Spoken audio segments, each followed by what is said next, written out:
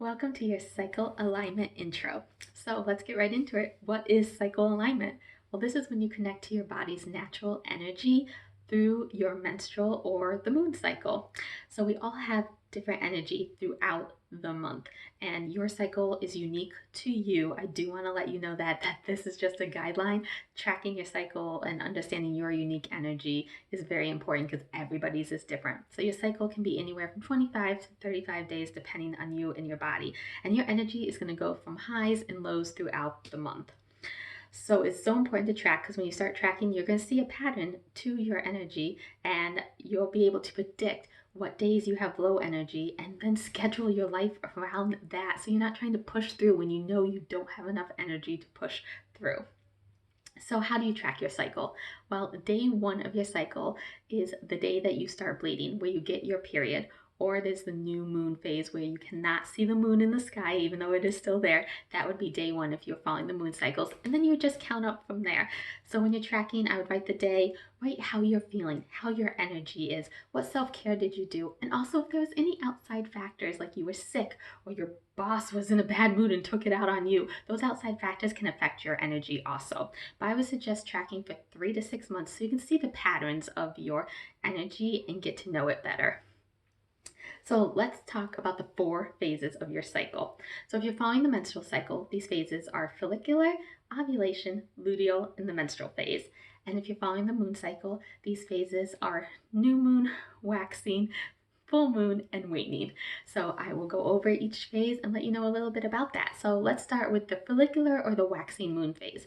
This is the phase that starts the day after your period ends or when the moon starts appearing more and more in the sky. So this is usually about days anywhere from 6 to maybe 8, depending on your unique cycle, and it usually lasts about a week. This is the phase where you have the most mental energy. Your energy is picking up. As your hormones increase, your energy is increasing and you're ready to go and get out there. This is the time where you want to do work. You want to tackle your to-do list, brainstorm those new ideas, and just plan everything that you want to do. You feel you can kind of take on the world in this phase and get everything done on your to-do list, but don't just jump in. You will burn yourself out. Try to limit how much you do because you'll start to feel frustrated if you can't get everything done on your to-do list. So maybe try to limit it to only 3 things a day. The next phase is your ovulation phase or the full moon phase. The ovulation phase is right in the middle of your cycle. This is where you are releasing an egg and can get pregnant, which is the whole point of our cycle, is to try to get us pregnant. And the full moon phase where it is the brightest and biggest in the sky. So during this phase, you have the most physical energy. You want to move. You have confidence. Your body wants to go. You just want to get out there and have fun. This is also all about socializing, networking. This is a good time for communication because you're more able to voice your opinions and have empathy for other people so that you can understand them better. So this is the time to get out there, plan, have fun, socialize, be with friends, have those deep conversations, and just live life. The next phase is the luteal or the waning moon phase.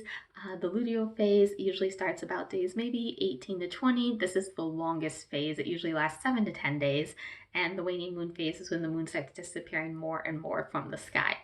This phase has the most spiritual energy. You're going to want to go inward. As your hormones decrease, so does your energy. So you're going to start to want to be by yourself, listening to yourself, doing more things alone. This is where that inner critic voice can come up and start telling you all those negative things.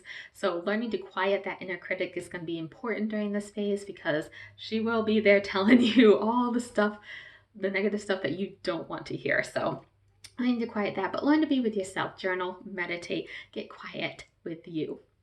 And then the last phase is the menstrual phase or the new moon phase. This is when you are actively bleeding and on your period. These are days 1 through maybe anywhere from 3 to 7 days, depending on the length of your period, or the new moon phase where you cannot see the moon in the sky. So this is the phase where you have low or no energy. You're going to want to rest. This is the phase where you need to give your body rest. I like to think of it like your cell phone. If you use and use and use and use your cell phone, eventually it's not going to work anymore because it needs to be recharged. And that's just how your body is. If you go and go and go and go, eventually you're going to burn out and you need to recharge. And that is what this phase of the month is all about recharging you so you have the energy in the follicular and the ovulation phase to do the things that you need to do. So please give your body rest. I know as women we feel guilty for resting because we should push through and just do things, but if you can, clear your schedule. Don't make any plans. If you have to work, then work, and try not to make any plans in the evening, but give yourself rest, sleep in, go to bed early, give yourself the extra time that you need. So that's a quick overview of cycle alignment. Any questions, let me know, and I'll see you next time.